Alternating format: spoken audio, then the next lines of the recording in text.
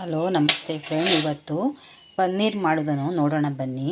ನಾನು 1 ಲೀಟ್ರಷ್ಟು ಹಾಲು ತೊಗೊಂಡಿದ್ದೀನಿ ಪನ್ನೀರ್ ಮಾಡಲಿಕ್ಕೆ. ನಾವು ಅಂಗಡಿಯಲ್ಲಿ ತೊಗೊಳ್ಬೇಕು ಅಂದರೆ 100 ಗ್ರಾಮ್ ಪನ್ನೀರ್ಗೆ 100 ರೂಪಾಯಿ ಆಗುತ್ತದೆ. ಅದಕ್ಕೋಸ್ಕರ ಮನೆಯಲ್ಲೇ 1 ಲೀಟ್ರ್ ಹಾಲಿಗೆ ಸುಲಭವಾಗಿ ಪನ್ನೀರ್ ಮಾಡೋದನ್ನು ನೋಡೋಣ ಬನ್ನಿ. ಹಾಲನ್ನು ಕಾಯಲು ಇಟ್ಟಿದ್ದೇನೆ. ಹಾಲು ಕಾದಿದೆ. ಈಗ ಇದಕ್ಕೆ 1 ನಿಂಬೆಹಣ್ಣಿನ ರಸವನ್ನು ಶೋಧಿಸಿದ್ದೇನೆ. ಇದನ್ನು ಹಾಕೋಣ.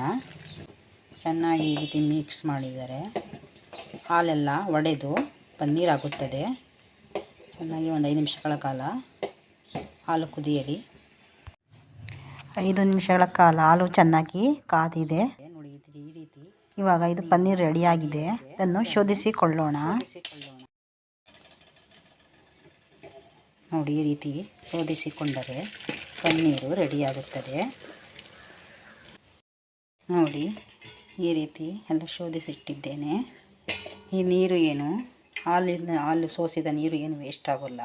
ಇದು ಚಪಾತಿಗೆ ಕಲಸಿಕೊಂಡರೆ ಚಪಾತಿ ತುಂಬ ಮೃದುವಾಗಿ ತುಂಬ ರುಚಿಯಾಗಿ ಬರುತ್ತದೆ.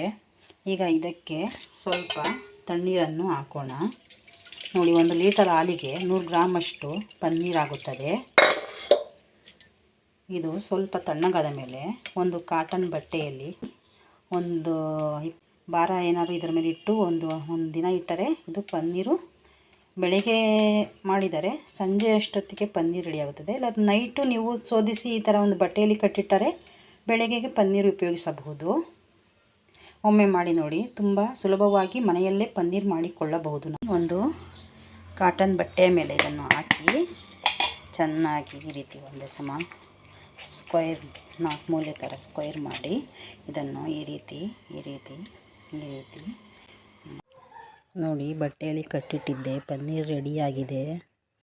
ನೋಡಿ, ಪನ್ನೀರು ಕಟ್ ಮಾಡಿದ್ದೇನೆ. ಎಷ್ಟು ಚೆನ್ನಾಗಿ ಬಂದಿದೆ. ಒಮ್ಮೆ ಮನೆಯಲ್ಲಿ ಮಾಡಿ ನೋಡಿ, ತುಂಬ ಚೆನ್ನಾಗಿ ಬರುತ್ತದೆ.